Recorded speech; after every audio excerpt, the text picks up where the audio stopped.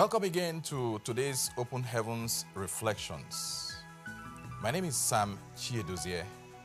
I pastor Glory Chapel, a parish of the Redeemed Christian Church of God that is based in Newcastle, the northeast of England. Our topic for today is paying for spiritual services. Our Bible passage is taken from 1 Corinthians chapter 2, verse 12 and verse 13.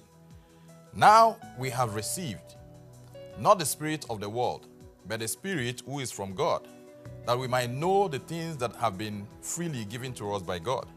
These things we also speak, not in words, which man's wisdom teaches, but with the Holy Spirit teaches, comparing spiritual things with spiritual. Our memory verse is taken from Matthew chapter 10, verse 8. Heal the sick, cleanse the lepers, raise the dead, cast out demons. Freely you have received, freely give. According to our Bible passage today, you cannot know what has been freely given to you by God except you have received the Spirit that is from God.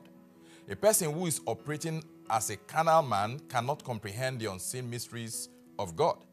There are blessings that you are entitled to, but you will never receive them if you are not aware of them. For example, a charity can receive certain benefits from the government because they are a charity. The government may even advertise these benefits, but they will not force them on you. You need to apply and then receive them. In the same way, you must operate by the Spirit of God and receive your entitlement as a child of God. Many Christians are running from pillar to post, paying for what is theirs freely. There is a wise principle known as sowing a seed towards your miracle when directed by God to do so. But you should never be forced to pay for a miracle by a man of God. When you have received the Spirit of God, the Holy Spirit will direct you on how you will receive your miracle and whether this will involve sowing a seed.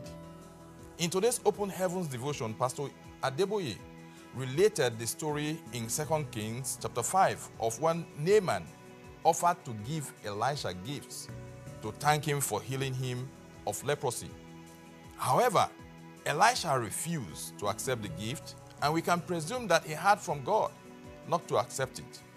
This shows that it is not every time a miracle occurs that a seed offering must be requested by the pastor, and it is also not every seed that you want to sow that the pastor has to accept. As Christians, we need to be more spirit-led. Ask God what the gift He wants you to know, to sow. Never be under pressure to pay for what God has made to be free.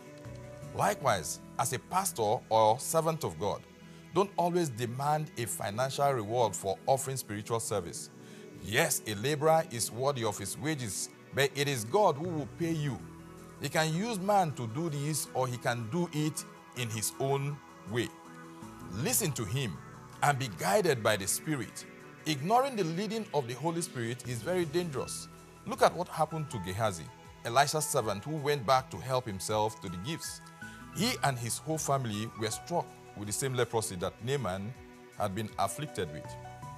Following the leading of the Holy Spirit at all times is something that you and I need to begin to do from now on. Our action point: if you sell the gift of God, which should be freely given, you will be made to pay back on the day you have nothing at hand. I pray that at all times you will not be found wanting. The Lord bless you, and the Lord shine His face upon you. God bless you.